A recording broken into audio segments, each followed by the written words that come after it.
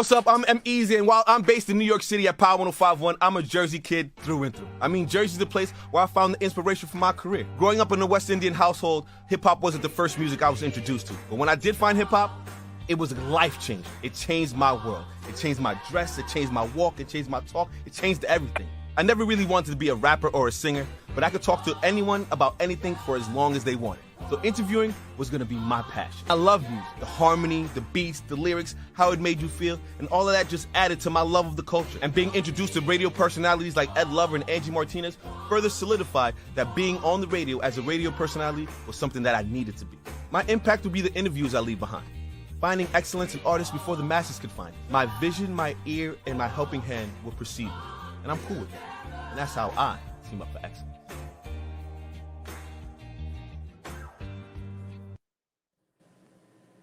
And here we go. All right, we're back. I'm here. Good evening, everybody. No, there he goes. ChefJPonder is our guest. He's already here waiting. Let's get ChefJPonder in the room. Let's talk to him. It's been a while since I talked to my guy. Yo. What's good with you? That much, man. That much. Let's see if I can turn this thing like this. Hold on. There we go. All right. You can situate yourself. Go ahead. What's good, man? It's been a minute. Yes, it has been a while, man. How you been? Good, man. You know, working. I'm down here in Atlanta now, man. Yes, I was telling my people on Instagram to come over and that you're in Atlanta now. Did you get to open that restaurant that you was talking about that one time back? Nah. You know what? I'm kind of glad I didn't because of the whole COVID situation. I'd have probably been, upside down a little bit. So I just kept grinding on the private circuit. Mm-hmm. So how's that been going for you? Oh, good. Since I've been down here, picking up on a couple of clients in Atlanta. Mm-hmm. Trying to still do my own thing, you know what I mean, and pop off something in between this COVID situation. But right now I'm in the planning stages. I'm planning right now. Got you. The last time we spoke, you had already done Chopped and a couple other TV shows. How's that been going for you? Has the TV circuit hit you since the last time we spoke? Yeah, I actually got reached out to early part of last year to go do the Beat Bobby Flay challenge. Oh. Yeah, but I declined it. What you mean? There's money involved, and typically nobody beats Bobby. Typically, and I already got the W from Cutthroat Kitchen, so I'm like, if I go back on the show, it's gonna be something that's worth it. Top Chef or something a little, you know what I mean? Yeah. Something is gonna be coming on every week. I can be on TV every week versus one time. Yeah. So out of all of the shows you've done on TV, which one's your favorite? Gotta be Cutthroat Kitchen. And I think they end up stopped airing that show maybe a year or two after I was on there too. But why? Cutthroat Kitchen, man. I mean, first of all, the host, Alton Brown, genius. Mm-hmm. I think the show I was on there was David Allen Greer. He was premiering his food blog at the same time. So it was a lot going on that people should look into. And David Allen Greer is super cool, man. What season were you on Cutthroat? The episode is Taco Me Dirty. It's called Taco Me Dirty. Okay. Now that we're talking food. Now I have this problem. I don't know what is the right steak to buy. Every time I go to get a steak, it's either too chewy or it doesn't taste right. Now, two questions that come with that. Am I buying the wrong meat? And could the meat be too old? Well, yes. On both answers, absolutely yes. So what you want to do, first of all, is check out what's called the marbling. That's going to be the white fat content you see all throughout the meat. Marbling equals flavor equals tenderness. So you want to go for like your filet mignons, the center cut meat. You know what I mean? I would say that ribeye is another good one. Okay. The famous T-bone, which the T-bone is just a sirloin and a tenderloin together. So can't go wrong with a center cut piece of tenderloin, brother. Okay. Now, how do I know if the meat is old? Well, the marbling. Here's the thing: I tell people when you buy your meats and your fish, you want to go to a butcher. You don't want to buy stuff it's been in the pack way too long. You don't know how long it's been there, 4 or 5 days, and that meat is sitting on the same thing that women's. It's a pad. It's a tampon. It absorbs blood the whole entire 3 or 4 days. It sets. Okay, right. That's what I've been eating. Got you. So right now, go to your butcher. Get your butcher to cut it for you, fresh. Got you. Now, white. What are you doing for Valentine's Day? Man, I'm booked, man. I'm booked and busy. Nice. But Good to hear. actually starting tonight. Food prep tonight for a dinner tomorrow. Gotta rock out. Then I got a back-to-back on Sunday. So always. So a little advice for the people watching. What's a quick meal that I could cook for a lady friend that would impress her, but my skill level isn't quite ChefJPonder? Well, listen. Let's start with the protein that nobody can mess up. Nobody can mess up protein. Chicken. Let's say chicken breast. Okay, chicken breast. All right. So season the chicken breast however you want to season it. You know what I'm saying? Toss it in the flour, almost like you're making fried chicken, but you're making a pan-seared chicken, right? So it's a little bit lightly brown on both sides. Pop it in the oven on 350 for about 15 minutes. The chicken's in the oven ready to go. Now they got these little steam bags of vegetables. Yes, I've seen those. So you got the asparagus, the green beans, throw a bag of steam joints in the mic, and then make your little thing of what's called wild rice. It's in the box. Okay. Wild rice in the box, right? So you get chicken, the wild rice, you got your veggies ready to go, and get you a can of cream of mushroom soup, Campbell's. Put it in the pan. Heat it up a little bit. That's going to be your sauce on top of your chicken. Ooh! That's chicken marsala. Oh, heard you. And this is recorded so I can go back and watch this again. Yes. We eating chicken marsala sometime this week. Heard you. 1 minute. Yes, Mother go get stuff. So what else has been going on in your life? I mean, I know there's like I said, one of my wife's friends saw the picture. She wants to know if he was single. I don't know when that question is gonna come around the screen. So answer that for the ladies that are watching because you booked and busy. Booked and busy. Always. I mean, here's what I say. Oh, it's my girl. There it goes. And question answered. There you go. I ain't mad at it. Claim it, girl. Claim it. Don't let them take your man. I ain't mad at it. Emblem olive oil. Check out my girl, man. Emblem olive oil, man. Doing big things out of VA, man. Good stuff, too. Good stuff. Oh, support her, man. Support her. Sister's blowing up everywhere with her own line of olive oil, bro. Really? And it's healthy. You know what I mean? It's helping to curb and cure stuff like COVID through health and wellness, holistic healing. Like her olive oil is blowing up everywhere. She just dropped black truffle olive oil. Drop your Instagram, Miss Olive Oil. We're gonna reach out to you. Maybe we get you on one of these lives so we can talk to you about your olive oil if it's doing that well. You know what I'm saying? I would love to. Yeah, great thing. But outside of that, man, I tell everybody all the time. I was up in New York. New York showed me big love, man, and it's just unfortunate that COVID came because I was coming back this year to do something. We was talking. I was ready. Yeah, I was ready. Black-owned olive oil company in the world. I ain't mad at it. I am not mad at it. Congratulations on that, Queen. I see you. So I mean, what's good with you, man? I mean, how everything holding up for you? Listen, I can't. I'm one of the few lucky ones that can't complain through COVID. I've worked throughout the whole thing. I've been at the station every day. They've closed the station down, but they've allowed me to come and do Angie show. I've recorded my show. I can't be there and have guests, but I got married since the last time we spoke. I've had a child. I've got another one on the way.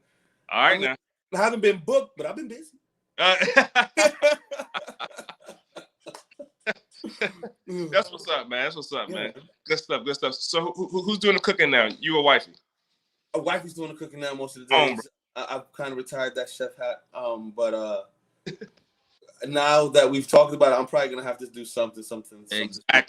Exactly. So have you ever thought about doing a cookbook? That's something that has been, at the forefront, but just haven't had the opportunity. It takes a minute to do a cookbook. I have the opportunity to talk to some chefs. They use a ghostwriter to get it done. I've reached out to a couple of authors, and it's in the works. My thing, I want to do a digital cookbook.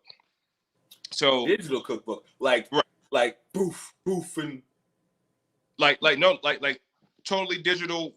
You click a link, you go to it, recipe for shrimp and grits. You click the link, it's a video of me doing it for you, talking you through it. chapter 2 is this, chapter 1 is that, all online, virtual. That would be dope. So Yeah. you're cooking it while I'm cooking it at the same time. Right. Whoa, at the same time. Yeah, that's lit. Like any that's recipe you want to go to, you click on my cookbook and it'll take you right to the recipe in the video. And we're doing it together, side by side. That's amazing. Yo, listen, do that. Do that. Yeah. Man. That's where things going right there. You know what I mean? So yeah, working on that, man, and just trying to figure Atlanta out right now, man. So it's a lot going on down here. You and the rest of the world's trying to figure out why Atlanta and Florida there's no COVID, but everywhere else everybody acting up. What's going on? Like, Atlanta is wide open, and I'm coming from VA. You know, moving down here from VA, and you know I'm masked up, mask on in the store. You go in the store, you like a damn robber, because nobody has a mask on but you. Do you think it's because Atlanta is so heavily populated with black people that they just don't care? And Florida same deal? That could be a reason. I mean, it's speculation, but it could be a reason though. Because listen, it feels like I sit here and you know I'm in the radio and I watch all the DJs, Envy, Clue, Self. Everybody's in Miami, Atlanta, and I'm like, yo, and they're like, yo, son, it's only in New York that is masked up at sound because you've got the mask, and everyone else is out there chilling. What is going on? I need an explanation. Automatically, they know you're not from there. Strip club. Now, the strippers got masks on in the strip club because of how it's fashionable. You got the bedazzled joints. It matches the outfit, but ain't nobody serious with it, man. I mean, you have certain locations that they do the check in the beginning. I've actually done an event down here in Atlanta where the host had a team of nurses administer COVID examinations on site before you get into the event. You had to get there 15 minutes early. It took 15 minutes to do the COVID test. 2 nurses, they swab you, they wait. All right, you clear. Go ahead and go through. So I've seen stuff in place like that also down here. Well, see, and this is what I'm saying. It's like a half situation, half like what's going on? Like I'm lost. Party, man. Party. They're not going to let the money stop. You can't stop the money. At all. Atlanta ain't losing no money at all, man. Like the clubs are packed, like she just said. Everything is wide open down there, like everything, you know. It's still some curfews in places in certain locations, but other than that, man, it's like it's not happening down here. There's no COVID. And the crazy thing is, the CDC is right down here in Atlanta. You see, this is what I'm saying. Something's not right. Something not right, man. Somebody ought to explain to me something somewhere down the line. Right here in Atlanta. So, but yeah, outside of that, man, I'm just gonna keep grinding, man. Keep doing my thing out here with this food, man. And so for some of my listeners who don't know, you give them some people that you've cooked for, that you've had the pleasure to cook for. Absolutely. Well, like I said, I started off in the military, 10 years deep in the Navy back in 04, 05, cooking for Bruce Willis, Celine Dion, Cuba Gooding Jr., Chuck Norris, President Bush, Father Bush, H. Bush, and then coming out the military, you know, there was culinary school and then right into Food Network. So in lieu of that, Housewives of Atlanta, Housewives of Potomac, a slew of comedians, man. Bill Bellamy, Slim for 112, everybody. It's been an exciting journey to cook for a lot of great people. What's the hardest thing you've ever had to cook, or the hardest situation besides the cutthroat TV, the cutthroat cook, and the TV stuff? Something in your like personal life that was the hardest thing you've had to cook. Wow. Or the hardest situation you had to deal with cooking. Either or. Oh, okay. Recently, I just did a wedding. If you're on Instagram, look up the Atlanta Treehouse in Atlanta. We just hosted a wedding, and the family was from India. So I had to get up on my Indian, like had to get up on my curries and my joints, and I was nervous as shit because they want authentic food, you know. So I had to do a tasting with them, and I was nervous as shit, man. I'm like, damn, I hope they like this shit, and they liked it. Like I nailed the spices, I nailed the aromatic flavors. The amount of heat was perfect, and they were satisfied. That was the hardest thing I've ever done to had to impress somebody like that. How long did it take you to cook? I mean, how long did you take practicing yourself before you actually came to them with the stuff that you had learned? Well, I learned most of everything in the Navy. You know, in the military, they sent us to 2 or 3 schools anyway to kind of get up to par. And then from there, it's kind of up to you to kind of continue to study and okay, do stuff. But I come from a cooking family, though. You know what I mean? I'm from here, from the South. Like my father's side did it. My mom's side, everybody cooks. Everybody cooks. My mom was a sharecropper, like real life, like in the South. So she cooked separate. Yeah. I mean, it's a full meal. You're getting full as fuck. So I've always been around food. You know, just going to the military, I had a chance to hone my skills a little bit when I transitioned, got out. Going to culinary school helped me really redefine or refine some of my skills and techniques. Now I just kind of put my own swag to it. Gotcha. There's a question here. It says, should I boil chicken before frying it without flour or just fry it for better flavor? That's Nah. Shout out to my guy Fats. Nah, you don't want to boil the chicken and fry it. That work that way. For your chicken, what I would recommend is you season your chicken the night before. You want to cook it. Use some meat tenderizer. Meat tenderizer has a chemical in there that it detaches the muscle. So what we call tenderization, it relaxes the muscle in the meat. So that's what tenderizer. Tenderize some Lawry's, whatever your seasoning is. Do it the night before, and then what you can do before you fry your chicken, do what's called a egg wash. You want to take 2 eggs, scramble, heavy cream, season that egg with the egg mixture with salt and pepper. You want to have flour. So you're going to go from dry, which is the flour, to the egg bath, back to the flour, and set it on a rack for a second, then fry that. That's how KFC and everybody get their crispy chicken. You know, they have some, but that's all kind of a wet batter fry, you know. I'm charging y'all. Listen, I'm charging y'all for this for KFC secret sauce and all that. He just gave you all that. I'm charging. Yeah. No more questions about secret sauces. Do you clean your meat before you cook it? Oh, West Indians do. I think that's an island thing. Uh-huh. And again, you know, I buy my meat from the butcher. You know, people are washing it because it's sat in that pack, and sometimes it gets slimy in the pack. So I think you would wash it. Have I washed meat before? Absolutely. When I used to eat out the pack, and I only eat turkey and lamb. I don't eat beef or pork. Why is that? I don't know, man. I just cut it out my diet. What beef for reasons of beef is directly contribute to diabetes and gout. You don't get diabetes from sugar. You get it from eating meat, and beef is one of the most undigestible meats that we eat. You know. Got you. I love eating fish, so I'm gonna eat some more fish. I'm putting with the pig. It was just, you know, the Honorable Elijah Muhammad taught us what the pig was already. So. Yeah, man. Listen. I've kind of given a pause to bacon. Like I'm off the whole bacon. So I think the only thing I gotta cut out my now is pork chops. But I think I'm off. That's the worst piece. I know. That's the worst piece, brother. You taste the food when you're cooking it, or other people. Yeah, one of the key things as a chef is to always taste your food while you're cooking, constantly checking for flavor, salt, and sugar content, all that kind of stuff. So you always want to do that, you know. Yeah. So true. Oh, yeah. See, she agreed with that. And along with that, okay, Emblem, we're gonna talk to you about that healthy stuff in a minute. Don't worry, we're gonna get to you soon. We're gonna get to you. We're gonna come. Listen. Hey, check this out. I just became the ambassador for her brand. So. Oh, that's chef. Why she's watching you. That's why she's like, okay. Let me see if you're doing right. I got to shout her out. Oh now, man, we love the black businesses. We love them. Good stuff. Okay. Before I let you go, is there anything else you want people to be up on before I let you go? Like I said, like anything that you're doing, how they can support you, like that. So if you guys have not already checked it out, check me out on soulvision.tv. It's an app. Black owned, Mr. Tim Reed and BK Fulton. You guys should know Mr. Tim Reed, the father from Sister. Him and Mr. BK Fulton got together, formulated what's called Soul Vision TV, Soul Magazine out of Richmond, Virginia. I actually signed on board with them to have my episodes of Eat Sip Social. Follow on Instagram, Eat Sip Social, all one word, _. So Eat Sip Social _.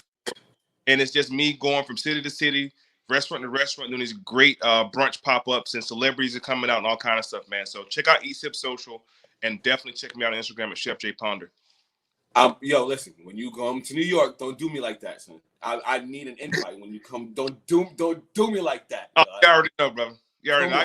I got the wife. I gotta show out. Let me know. I'm there. Look, what I'm gonna do? I'm gonna come to the crib and cook around and go out the back.